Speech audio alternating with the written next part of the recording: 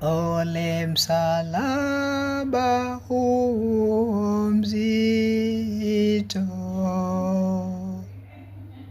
apagazwa mwana mpenzi wa Mungu,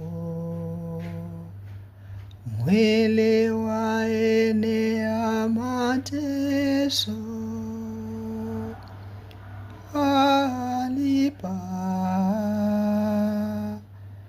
alipa madhambi yetu. Kituo cha pili, Yesu anapokea msalaba. Yesu, tunakuabudu, tunakushukuru kwa kuwa umewakomboa watu kwa msalaba wako mtakatifu. Yesu anakubali kuelemewa na msalaba kwa ajili ya wokovu wa watu. Ndivyo anavyonifundisha moyo wa sadaka, moyo wa kujitolea na kujisahau kwa ajili ya wengine. Yesu wangu mkarimu, mimi pia ninao msalaba wangu. Jirani zangu,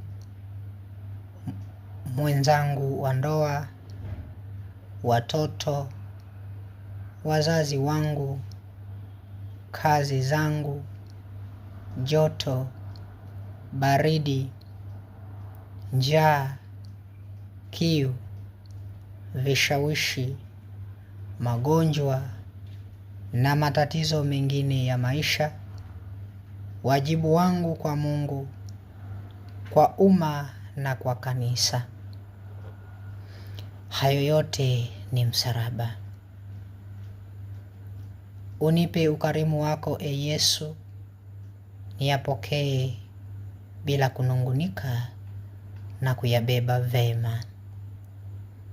Atukuzwe Baba na Mwana na Roho Mtakatifu, kama mwanzo na sasa na siku zote na milele. Amina. Wapendwa katika Kristo, leo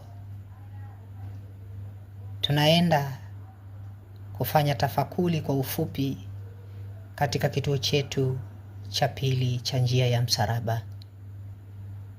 Mama Kanisa Mtakatifu katika kituo hiki cha pili